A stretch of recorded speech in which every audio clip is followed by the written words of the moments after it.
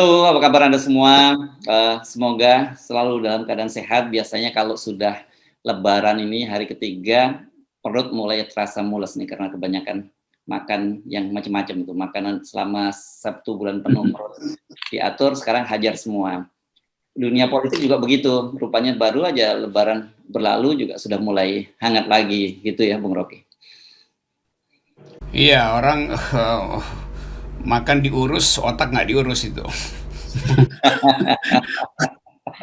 Iya, oke. Sekarang yang lagi rame nih soal ini seperti banyak sekali sering Anda soroti lah, soal komunikasi istana ya, komunikasi politik istana yang kelihatannya memang tidak dikelola dengan cukup bagus dan salah satunya yang paling rame ini belakangan ini kan teman kita Bung Ali Mohtar Ngabalin ini lagi bikin heboh orang Muhammadiyah yang menyebut Pak Busro Mukodas sebagai otak sungsang karena melakukan kritik terhadap pemerintah soal KPK ini, Bung Rocky. Mungkin yang ngomong otak dan dengkulnya juga nyamper tuh. Siapa yang ngomong tuh? Ya, oke. Hal yang selalu berulang di dalam orang lakukan debat dan berupaya untuk memenangkan isu yang sedang didebatkan. Tapi karena dia nggak mampu memenangkan isunya dengan susunan argumen yang koheren, maka dia cari cara untuk melemahkan mental orang itu dengan mengolok-olok misalnya itu. Itu yang disebut sebagai argumentum ad hominem. Dan kelihatannya itu yang terjadi dalam politik itu. Saya selalu memakai kata dungu, tapi saya selalu terangkan bahwa yang saya maksud justru karena kesalahan berpikir. Logical fallacies artinya dungu. Kalau saya terangkan panjang lebar nanti orang pusing tuh kan. Sebut aja gagal bernalar itu namanya dungu tuh. Jadi dungu terhadap penalarannya. Tapi kalau langsung menyebut Pak Busros, itu artinya dia menghina orang itu. Tapi saya tentu tahu bahwa Pak Busro juga anggap ya dia nggak merasa terhina karena dia tahu bahwa yang ngomong itu nalarnya dungu atau mengalami logical fallacies yang disebut ad hominem. Tentu Pak Busro bilang lu bikin argumentasi ad hominem. Nanti yang ledek tadi juga bingung, dia mau cari-cari dulu tuh apa artinya ad hominem. Jadi begitulah yang terjadi kalau istana itu tidak dibekali dengan latihan berargumentasi secara logis, secara dewasa gitu. Kan politik harus diasuh dengan argumentasi yang logis dan dewasa. Supaya kita tidak ketular dungu dan supaya para luar kita juga tidak dungu, sekarang kita ngobrolin ini yuk, kita ngobrolin soal logical fallacy. Nah, tadi ada yang udah menyinggung kesalahan-kesalahan berpikir dan ini paling banyak digunakan kan karena kalau kita amati yang paling banyak sekarang itu digunakan adalah satu tadi yang Anda sebut argumentum ad hominem, jadi membunuh, menyerang di orang yang kita ajak debat. Tapi juga ada dalam strategi komunikasi disebut sebagai orang nyebutnya sebut kill the messenger, gitu ya, bunuh para penyampai pesannya gitu. Caranya apa? Misalnya kita contohin mungkin kasusnya Munarman, ya kan? Bagaimana Munarman ketika kemudian para buzzer rame-rame menyebarkan video-video ketika Munarman check-in di sebuah hotel dengan istrinya. Nah, ini kan contoh-contoh semacam ini saya kira membuat situasi kita, demokrasi kita, perdebatan-perdebatan publik kita jadi tidak sehat dan ini paling banyak sekali dilakukan oleh para buzzer.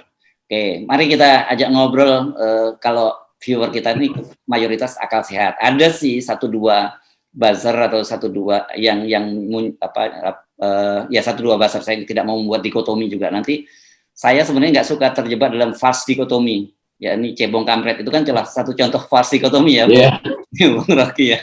Ini lagi muncul di Bani Bipang. Nah, ini lagi-lagi false dikotomi. Coba, tapi mereka ada juga sih saya perhatikan yang nyerang, yang masuk ke channel Anda dan kemudian diserang balik oleh para viewer Anda. Nah, kita concern kepada viewer kita, Bung Rocky. Silakan. Ya, saya kira viewer kita sekarang paham bahwa debat itu memerlukan reasoning yang lurus gitu, dan soal membunuh si pembawa berita, kill the messengers itu saya berkali-kali, misalnya udah capek debat-debat tiba-tiba komentar di YouTube saya itu, ya tapi dia sih emang pinter segala macam, ya tapi kan dia jomblo. Ini kan dia ateis kan. Ini mumpung curhat sekalian deh Anda, kesempatan ini silakan.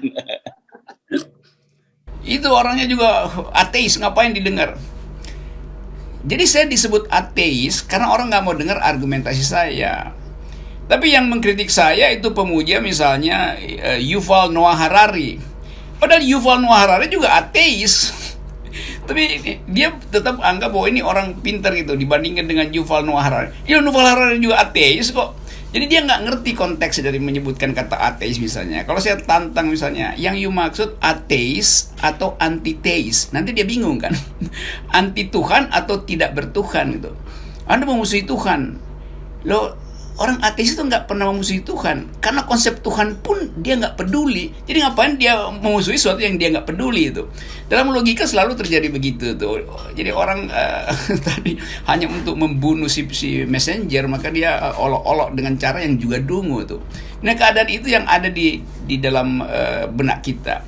Dan ini yang kemudian menyebabkan orang menjadi fanatik pada Jokowi. Padahal semua orang yang mengkritik Jokowi itu mengkritik dia sebagai presiden. Kan nggak ada orang yang mempersoalkan moral Pak Jokowi. Kita nggak tahu apa yang terjadi di dalam keluarganya, di meja makannya, di ruang tamu, ruang keluarga privatnya tuh. Tapi kita hanya mau katakan bahwa, karena itu saya sering katakan, Pak Jokowi itu baik sebagai kepala keluarga, tapi buruk sebagai kepala negara. Lalu saya diolok-olok tuh. Bagaimana mungkin Anda tahu dia baik sebagai kepala keluarga, sementara Anda belum berkeluarga? Jadi bayangkan. Kadang-kadang saya mau ketawa-ketawa aja, tapi udahlah, ketawa-ketawa. Dan ya karena itu saya sering bilang, ya cara menghormati badut ya dengan mentertawakannya kan. Karena gagal begitu. Demikian juga dalam banyak pemberitaan di media massa itu. Orang selalu nggak mampu untuk masuk di dalam keruntuhan berpikir, lalu membypass dengan mempersoalkan moral orang itu. Padahal moral orang itu kadangkala 1% mungkin yang terlihat ke publik, yang 90% dia nggak mengerti kan. Nah hal-hal itu yang saya kira baik untuk kita bicarakan dan berupaya untuk mendidik rakyat kita bahwa bertengkar itu ada rumusnya tuh, ada ilmunya. Ilmu bertengkar itu penting supaya nggak naik darah terus kan. Nah istana ini karena nggak punya ilmu bertengkar maka naik darah terus itu, mulai dari juru bicara bahkan Menko Polhukam itu seringkali bikin ad hominem secara terselubung sebetulnya. Jadi terus menerus istana ini kelebihan kedunguan. Nah kalau saya bilang istana kelebihan kedunguan, nanti saya nggak mau tahu siapa yang mau marah tuh. Kalau saya pakai bahasa logikanya, istana ini berlebih di dalam membuat logical fallacies, alias berlebih kedunguannya, sama aja. Berlebih mungkin bahasa yang lebih halus lagi, pakai bahasa asing, surplus kedunguan, gitu mungkin lebih enak. Nah itu cara-cara kita menyelundupkan kejengkelan supaya nggak terlalu dianggap menghina. Padahal sebetulnya kelebihan kedunguan itu sebetulnya dia subhuman, bukan manusia kan. Kalau kelebihan kedunguan, kalau manusia mesti kelebihan kecerdasan, surplus kecerdasan. Bentar. Kalau FNN surplus kecerdasan. Ya, saya mau klarifikasi dulu. Jadi kalau Anda sering menyebut dungu itu nggak masuk dalam ad hominem, Bung Rocky? Tidak, karena dungu itu terjemahan lain dari fallacies kan, fallacious. Tapi kan kita nggak bilang pakai bahasa Indonesia, apa bahasa Indonesia dari fallacious? Ya gagal nara itu ya dungu kan. Lain kalau saya bilang orangnya idiot, itu tentang orang, tapi dungu itu artinya gagal nalar. Dan saya menemukan kata itu sebagai kata yang paling simpel, kan cuman 2 suku kata kan, dungu, itu kan enak tuh. Ya. Dan itu ada dalam KBBI ya, dalam Kamus Besar Bahasa Indonesia diakui itu ya. Ada, ya. betul. Ya. Oke. Dan seringkali kan susah untuk cari padanan bahasa Indonesia untuk hal-hal yang istilah teknis. Jadi udahlah, kita bikin aja sendiri. Yang penting kita pertanggungjawabkan istilahnya kan. Oke. Jadi tadi sama ya sebenarnya argumentum ad hominem dengan kill the messenger itu sebenarnya. Iya. Motifnya sama. Motifnya adalah membunuh, dalam pers itu kill the messengers itu. Yes. Jadi dibunuh. Itu paling sering itu dianggap bahwa ini FNN kan kadrun, itu kill the messengers. Padahal FNN menerangkan sesuatu yang logis gitu kan. Anda pro Munarman, lo bukan pro Munarman, pro penegakan hukum terhadap kesalahan berpikir kekuasaan kan begitu. Oke, ini penting. Jadi saya kira karena kalau dalam Lebaran kita terlalu banyak ngomongin sahabat kita yang satu itu, atau Anda sering nyeblok yang satu, nanti tambah dosa. Kita ajak lagi lanjut. Oke, apalagi kesalahan-kesalahan yang Anda sering perhatikan dalam dunia debat di kita ini, selain argumentum ad hominem tadi? Seringkali karena emosi, sehingga kita gagal lihat sebetulnya konteksnya. Seringkali soal konteks sebetulnya tuh. Misalnya ini lagi ada perang di Palestina itu, lalu dianggap itu adalah agama Kristen versus agama Islam gitu. Itu gagal lihat konteks. Padahal sebetulnya perang itu adalah konflik tanah, berebut tanah antara Israel dan Palestina itu. Gaza itu kan ada di dalam proteksi hukum internasional. Jadi Israel menyerang hukum internasional sebetulnya tuh. Dan karena itu konsekuensinya dia mesti dibawa ke pengadilan internasional tuh. Tetapi orang menganggap itu kan karena Israel punya sistem teologi yang ketat itu, maka terjadi duel. Nah, saya terangkan tadi nama Yuval Noah Harari yang menulis buku Homo Sapien, Homo Deus, dan yang satu lagi mungkin belum diterjemahkan ini 21 Lesson of the 21st Century itu. Nah, Yuval Noah Harari itu adalah dosen senior di Hebrew University itu. Dan dia dianggap salah satu orang paling pinter di Eropa atau di dunia lah. Semua bukunya banyak diterjemahin.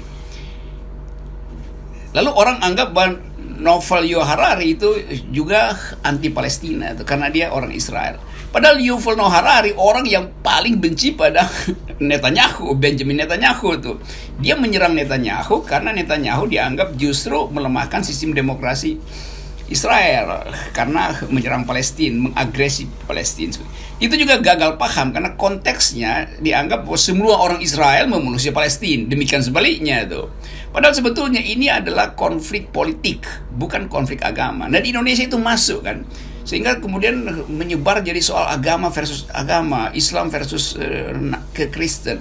Padahal di Israel sendiri itu orang Kristen, Yahudi sama Islam itu biasa-biasa aja bergaulnya kan. Nah, bagian ini yang nggak bisa diolah oleh pemerintah sehingga timbul debat-debat yang palsu. Semua orang marah karena seolah-olah berebut Tuhan, padahal ini berebut tanah. Dan itu yang harusnya kita selesai. Itu yang disebut sebagai gagal dalam konteks, dan gagal kesalahan dalam melihat konteks, yang biasa disebut sebagai ada istilahnya itu dalam bahasa Latin. Kalau saya kasih contoh misalnya begini, ada orang yang masuk hutan, terus dia marah-marah, mana hutannya? Kalau saya bilang, Anda ada di dalam hutan, enggak, ini kumpulan pohon. Jadi itu namanya kesalahan berpikir kontekstual sebetulnya. Padahal prinsipnya kalau Anda ada di dalam hutan, jumlah pohon itulah yang disebut hutan. Jadi bahasa Inggrisnya, you cannot see the wood for the trees. Anda tidak mampu melihat hutan karena hanya melihat pohon-pohon.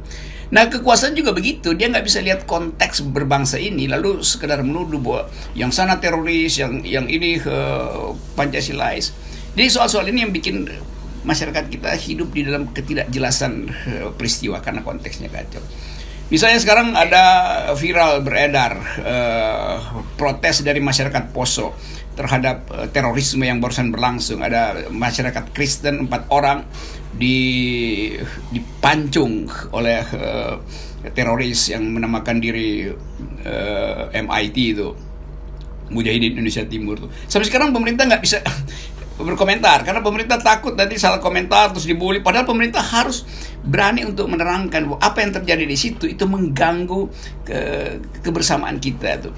Jadi orang sekarang membandingkan kenapa Palestina dielu-elukan, kenapa yang di Poso didiamkan. Ini problemnya pemerintah, bukan problem antar masyarakat. Tapi masyarakat saling mengintai. Nah, pemerintah yang diam karena nggak mampu menerangkan fallacies dalam melihat soal-soal itu juga artinya pemerintah membiarkan publik kita saling mengintimidasi di dalam hal-hal yang kabur. Jadi pemerintah nggak berani untuk mengambil sikap pada hal semacam itu karena dia bikin hitungan politik. Nah, logika tidak memakai hitungan politik. Logika boleh lurus-lurus saja gitu. Nah, tadi kan Anda sudah mulai bicara Israel, kemudian Anda lompat ke regional di Poso. Saya coba tarik lagi ke nasional. dalam dalam konteks dikotomi kita sebagai bangsa ya. Ada yang disebut kadrun, ada yang disebut dengan cebong atau kampret pada waktu itu. Padahal kan kita tahu misalnya pada ini akarnya sebenarnya dari Pilpres 2019 kemarin. Dan kemudian Pak Prabowo sudah masuk di dalam pemerintahnya Pak Jokowi. Mengapa kemudian dikotomi semacam ini masih terus berlanjut? Dan kemudian orang dengan asik, dengan gembira ria merayakan ini dan saling menyerang dengan istilah-istilah yang semakin membelah kita. Di mana salahnya itu? Kan paling enak sebenarnya. Jadi pemerintah juga menikmati diam-diam. Karena istilah kadrun itu langsung terhipnosis dengan Timur Tengah itu, kadal gurun segala macam. Jadi elemen agama juga ada di situ akhirnya kan. Jadi persaingan kita nggak ada cara lain karena kita nggak mampu untuk bersaing secara logis dalam soal kritik kebijakan, maka dipakai istilah-istilah ini, istilah-istilah yang ada basis kulturalnya tuh. Itu bahayanya kan.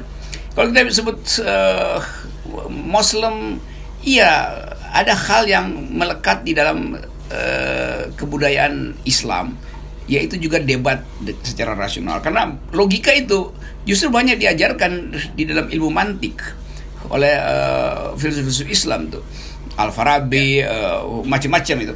Jadi kita seharusnya belajar bahwa kalau kita bicara agama, ada komunitas yang harus kita ucapkan dengan cara berpikir yang logis, karena dalam Islam ada logika itu.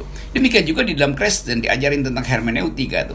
Nah, mestinya bagian ini yang kita percakapkan, bukan simbol-simbol kekadrunan itu. Memangnya kadrun nggak punya logika. Kadrun justru yang memulai ilmu logika itu, yang meneruskan logika Aristotelian, masyarakat Arab, filsuf Arab pada waktu itu. Jadi semua ini adalah kesalahan pada pemerintah, karena pemerintah nggak bisa menggambarkan satu kurikulum peradaban yang isinya ada logika. Semua keterangan pemerintah tidak logis semua. Yang terakhir misalnya ASN KPK dari status pegawai dijadikan ASN, lalu orang bertengkar di situ bahwa nanti independensi nggak akan terjadi itu. Lalu KPK pembela rejim mengatakan bahwa enggak, independensi tetap gitu. Lah kalau independensi tetap ngapain mesti dipindahin jadi ASN? Kan KPK sendiri bilang nggak ada soal sebetulnya soal status, ini kan cuma pindah status, independensi tetap. Sekarang kalau saya tanya, kalau dia bukan ASN, independen apa enggak? Ya tetap independen. Kalau dia ASN, independen apa enggak? Ya juga independen. Ya kalau begitu ngapain dipindahin kan? Ini kegagalan orang untuk melihat secara ketat bahwa sebetulnya bukan soal independensi yang mau diterapkan, tapi untuk menghalangi orang-orang kritis. Nah, orang-orang kritis ini justru mereka yang pakai logika. Sama kalau kita bilang, kalau misalnya, dan sudah terjadi, Novel Baswedan tidak lulus tes kebangsaan, berarti dia mau dikembalikan kemana? Ke kepolisian? Kan nggak bisa di KPK kan? Mestinya dia langsung dipecat, karena dianggap nggak mungkin juga balik ke kepolisian kalau dia tidak pro kebangsaan kan. Novel Baswedan memberantas korupsi, berarti dia tidak pro kebangsaan, berarti dia ingin korupsi itu ada di NKRI. Jadi logika itu yang sering kali kacau. Sehingga kalau kita lihat orang debat tentang KPK itu sebetulnya berupaya untuk melarikan diri dari inti persoalan. Jadi melarikan diri dari inti persoalan itu juga adalah logical fallacies itu, karena menghindar itu. Bung Rocky, kalau kita terjemahkan dalam bahasa Indonesia yang lebih mudah begitu, logical fallacy ini kan sebenarnya gagal paham atau kesalahan pemahaman lah gitu ya. Dan ini sebenarnya kan kalau dari sisi ini dia tidak punya value, ya orang naif saja dia salah paham gitu. Tapi kalau di Indonesia, saya kira dalam konteks kekinian ini kita tidak lihat itu sebagai sebuah hal yang terjadi wajar, tetapi justru diproduksi, mencoba dijadikan kegagalan paham ini diproduksi sehingga kemudian menimbulkan perpecahan seperti yang terjadi sekarang ini. Itu kalau saya ngajar logika di universitas, saya ngajarin metodenya itu, dan kita sebut aja gagal paham, gagal nalar, fallacious segala macam. Tapi di kita justru kekuasaan itu mempromosikan gagal paham itu untuk mengaburkan persoalan. Jadi logika yang sebetulnya diajarkan untuk meluruskan perdebatan justru dimanfaatkan bagian buruknya untuk sekedar pamer retorika itu, untuk mengaburkan persoalan. Jadi kadang-kala kita bikin definisi yang berbelit-belit itu, sehingga orang terjebak di dalam definisi itu, dia nggak bisa keluar lagi untuk melihat dari atas apa sebetulnya yang sedang dipersoalkan pemerintah itu. Kan berkali-kali begitu kita lihat, misalnya juru bicara presiden, ya itu soal Bipang kemarin itu bukan Bipang yang dimaksud. Jadi dia berupaya untuk mengaburkan persoalan tuh. Circulus indefiniendo dalam bahasa Latinnya. Tapi kalau saya sebut circulus indefiniendo, nanti orang bingung apa sih maksudnya sok-sok bahasa Latin. Ya kali itu saya bilang aja, keterangan juru bicara presiden itu dungu, itu kan gampang kan. Nah nanti Anda dibilang ad hominem juga kan, Anda bilang dungu kan gitu jadinya. Ya karena saya nggak bisa bilang circulus indefiniendo, maka saya bilang dungu. Biarin aja nanti mereka berdebat dengan saya. Tapi kadang-kala dia nggak mau berdebat lagi, dia langsung sebut saya sebagai ateis, Rocky Gerung ateis, Rocky Gerung jomblo, Rocky Gerung pengganggu wanita tuh. Tapi nanti disebut Rocky Gerung juga homo, jadi nggak jelas apa yang dimaksud. Iya. Hancur nggak? Jadi agak susah rupanya membuat melekatkan satu stigma pada Anda. Ini terlalu banyak. Jadi semua udah disebutin saja semua. Oke, Bung Rocky, kalau dengan anatomi seperti tadi agaknya sulit dong kita untuk membereskan kekacauan selama ini, karena kalau cuman gagal paham saja melalui literasi, melalui edukasi seperti Anda kuliah tadi, dan orang kemudian menerima, itu kan bisa jadi lurus gitu. Tapi kalau dengan niat, dengan sadar bahwa itu adalah mempromosikan kedunguan atau mempromosikan logical fallacy, supaya ini lebih sopan gitu ya. Itu rasanya susah kita keluar dari lingkaran setan seperti saat ini. Ya karena sistem kita berpikir itu selalu terhalang dengan penggalan-penggalan. Kita hanya membaca penggalan sebetulnya tuh, tidak melihat konteks itu. Dan itu yang saya sebut tadi, kita hanya mampu melihat pohon, nggak bisa melihat hutan itu. Jadi kekuasaan juga nggak punya peralatan itu sebetulnya. Akibatnya publik masuk di dalam upaya untuk saling mengintip hanya dengan penggalan istilah. Sama seperti selalu ada istilah yang sering kali saya temukan itu, seolah-olah Karl Marx ateis itu. Karena itu dia menganggap agama itu adalah opium, candu tuh. Ya memang Karl Marx bilang begitu, religion adalah opium dari rakyat. Tapi itu kalimat ujungnya. Di kalimat awalnya Karl Marx bilang religion itu adalah scythe of the oppressed creature. Agama itu adalah rintihan dari orang yang terzolimi. Nah, bagian itu nggak dilihat sebagai satu paket dengan kalimat belakangnya, cuma disebut kalimatnya opium. Kalau kita, Karl Marx menganggap bahwa agama itu adalah rintihan dari orang yang terzolimi, maka kita anggap bahwa itu religius sebetulnya tuh. Jadi karena kekuasaan nggak mampu untuk melihat keutuhan dari penggalan-penggalan itu, rakyat kemudian masuk di dalam pendangkalan juga tuh. Jadi tetap saya anggap bahwa logika-logika palsu yang beredar di publik itu disebabkan oleh kekuasaan tidak mampu memberi paradigma edukatif gitu. Itu yang terjadi. Dan itu yang sedang diambil alih oleh FNN. FNN selalu ingin menerangkan ulang apa yang terjadi, bahkan yang behind the scene itu diterangkan di dalam bentuk off the record itu. Nanti kemudian kekuasaan marah lagi nih, kok off the record? Ya memang off the record dalam upaya untuk meluruskan on the record, kan begitu kan. Oke. Nah, saya kira tidak mudah ya, karena bagaimanapun tadi nyebut karena saling mengintai, dan tentu saja publik yang menjadi viewer kita juga banyak, saya amati juga banyak kemudian terpancing. Habis diserang dulu gitu, gimana nggak terpancing. Tetapi saya kira dalam situasi dalam semacam ini kan kita tetap perlu ada menjaga kewarasan kita gitu ya. Tapi kita tidak mengadopsi yang peribahasa Jawa nih, kayak saya kurang sepakat yang disebut dalam peribahasa Jawa sing waras ngalah gitu. Ini kalau yang waras ngalah ini akan terus kezaliman akan terus terjadi gitu ya. Jadi kita tidak boleh diam terhadap kezaliman, tetapi bukan berarti kita kemudian membalas kezaliman dengan cara yang zalim juga, karena kita akan terjebak pada kubangan yang sama, kubangan kedunguan yang sama. Itu yang sering kali dikomentari kan, kalau kita di FNN, saya dengan Hersu Benoda bahas sesuatu, nanti komennya di YouTube kita itu cuma bisa berteori, coba dikasih kekuasaan, pasti nggak bisa. Coba kita analisis kalimat. Coba dikasih kekuasaan, pasti nggak bisa. Lo dicoba aja belum, dia udah pastikan nggak bisa. Kan ini otaknya di mana orang itu kan? Tapi udahlah, kita anggap itu sebagai bunga-bunga di dalam komunikasi politik, bunga-bunga yang layu sebetulnya. Ya. Nah, perbincangan pagi ini kan karena tadi kita diawali dengan soal tudingan Pak Busro berotak sungsang. Saya sih memang sungsang itu kalau nggak salah posisinya bayi yang terbalik gitu ya, Bung Rocky ya. Pemahamannya kan gitu ya. Iya kan? Iya. Jadi kita sekarang kira-kira Anda sebagai dokter dari filsafat gitu. Jadi ingin membalikkan lagi supaya itu nggak jadi sungsang, supaya rakyat kita tidak ikut berpikir jadi berpikirnya sungsang juga gitu. Orang yang melihat otaknya Pak Busro itu sungsang, itu artinya dia lagi nungging orang itu, si yang melihat. Jadi otaknya sejajar dengan dengkulnya. Orang yang nungging kan otaknya sejajar dengan dengkulnya. Oke. Daripada kita terjebak dari argumentum ad hominem atau kill the messenger yang kita ingin luruskan gitu. Jadi jangan pernah melakukan itu, bahwa kalau berdebat kemudian Anda kalah adu argumentasi, kemudian ada yang menyerang balik.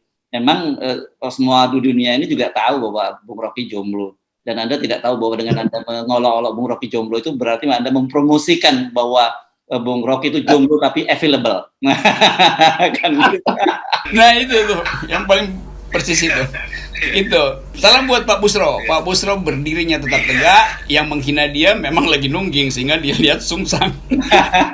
Oke. Baik. Tunjuk poin.